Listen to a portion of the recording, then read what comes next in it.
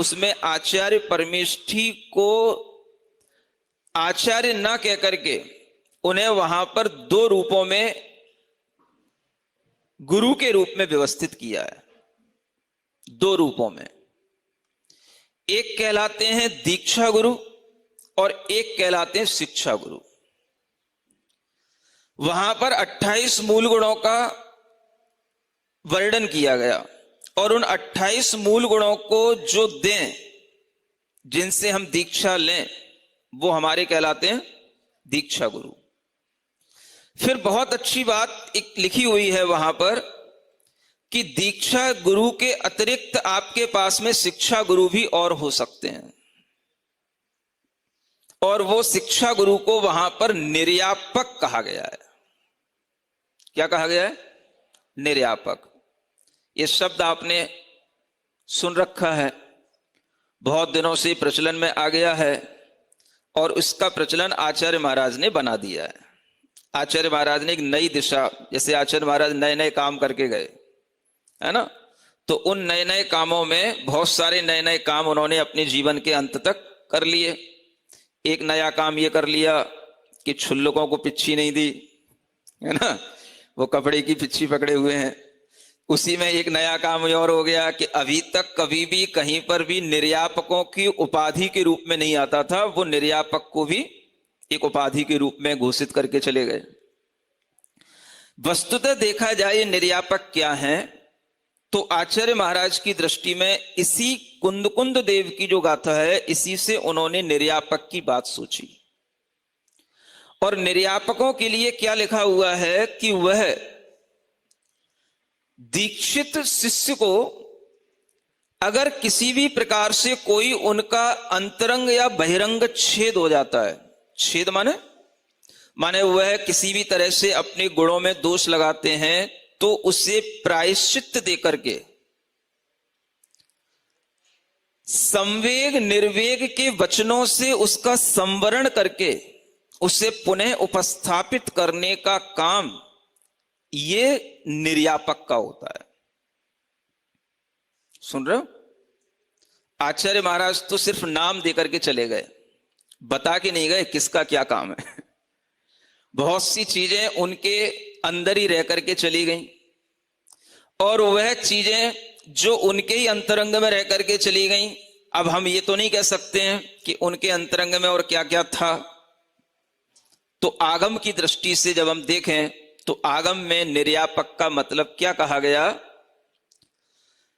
दीक्षा गुरु अलग हो गए, जिन्होंने आपको प्रव्रजित कर दिया वो दीक्षा गुरु हो गए। और उसके उपरांत यदि आपके लिए किसी भी प्रकार का कोई दोष है तो आप प्रायश्चित अपने किसी भी जो चिर प्रवर्जित साधु हैं, जो आपके लिए योग्य लगते हैं, आप उनसे आप प्रायश्चित ले सकते हैं, उनसे आप शिक्षा ग्रहण कर सकते हैं, उनसे आप अपना स्थितिकरण कर सकते हैं। और इस तरह का जो करें उसी को निर्यापक कहा गया है आगम की दृष्टि में। समझ रहे?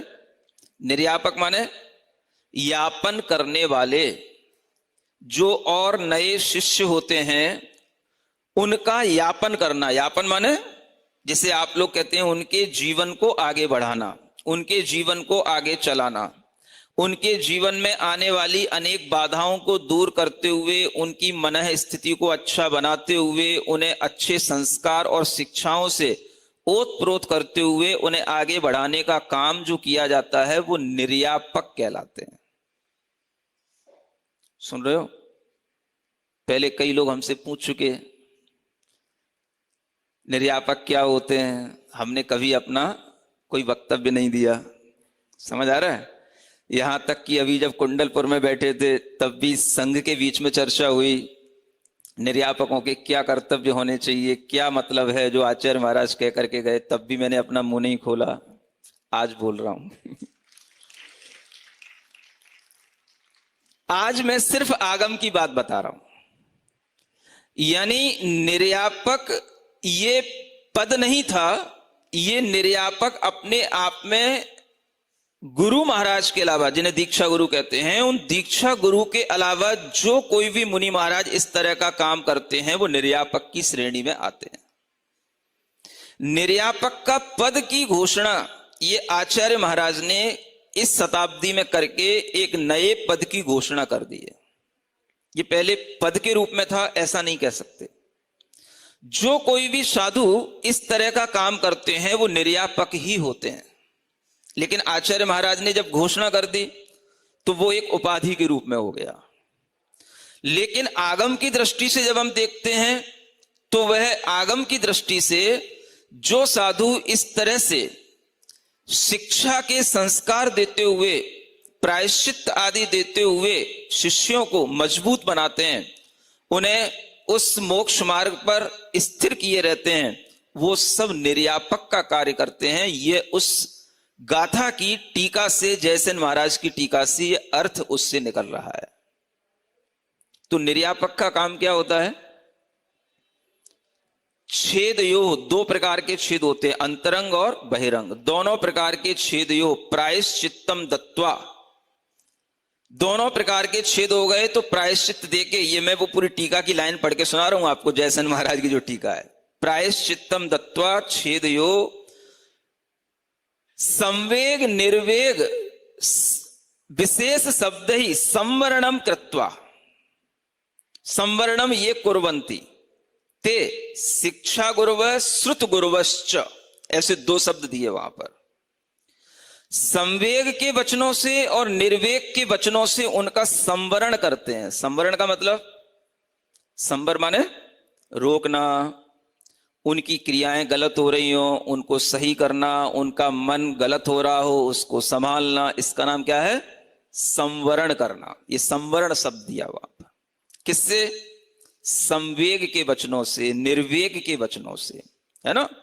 माने संवेग निर्वेग भावों के जो वचन होते हैं, इनके माध्यम से उनको पुनः स्थापित करना, किसी भी प्रकार से कुछ गलती हो जाने पर उन्हें संभालना, इस तरह का जो काम करते हैं वो निर्यापक होते हैं।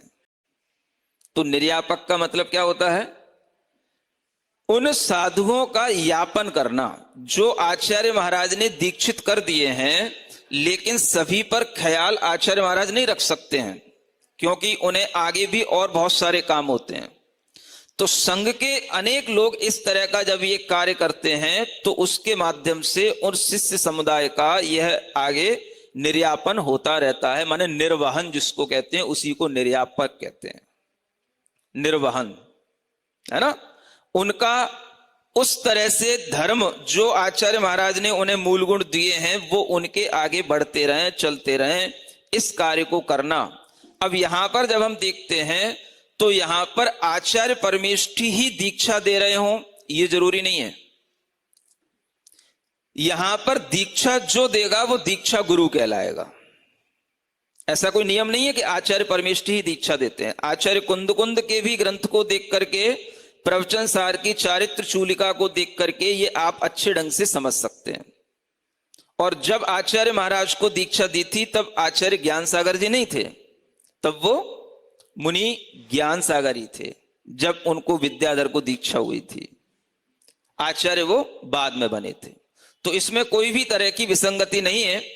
गुरु वो दीक्षा गुरु कहलाएंगे जो आपको दीक्षा देंगे। तो पहले गुरुओं की प्रतिष्ठा दो रूपों में होती थी आचार्य कुंद की दृष्टि में, एक दीक्षा गुरु के रूप में, और जो उनका निर्वहन करें वो शिक्षा गुरु अथवा श्रुत गुरु, ऐसे दो शब्द दिए वहां पर, तो उनको श्रुत गुरु कहा जाता। यानी ये जरूरी नहीं कि जो दीक्षा गुरु होते हैं वही प्रायश्चित देते हैं, जो शिक्षा गुरु होते हैं वो भी प्रायश्चित देते हैं। यह उस टीका में लिखा हुआ है। ये किसी को भी कुछ शायद जानकारी है कि नहीं, हमें तो नहीं लगता, लेकिन इससे ये समझ सकते हैं आप कि आगम की दृष्टि से वह जो कार्य किया जा रहा है, जो भी साधु ऐसा कार्य कर रहे हैं वो निर्यापक हैं। भले ही उनकी उद्घोषणा निर्यापक के रूप में, उपाधि के रूप में हो या ना हो। जब आचार्य महाराज अपने अंतिम समय में थे तब संघों से कहकर के गए कि हमने संघ में जिनको जो देना था दे दिया, अनेक संघों में हमने साधकों को पहुंचा दिया है और संघों को व्यवस्थित कर दिया है। ये आचार्य महाराज के वचन थे और उन्हीं वचनों में उनके अंतरंग में यह भी भाव था कि अभी कुछ और निर्यापक घोषित किए जा सकते हैं, करने हैं। ये बात भी उन्होंने कही थी। उनका स्वास्थ्य इतना बिगड़ता गया कि उन्हें वह सब करने का मौका ही न मिल पाया और जिन संघों में उन्होंने साधकों को पहुंचाया था उसके लिए उन्होंने कहा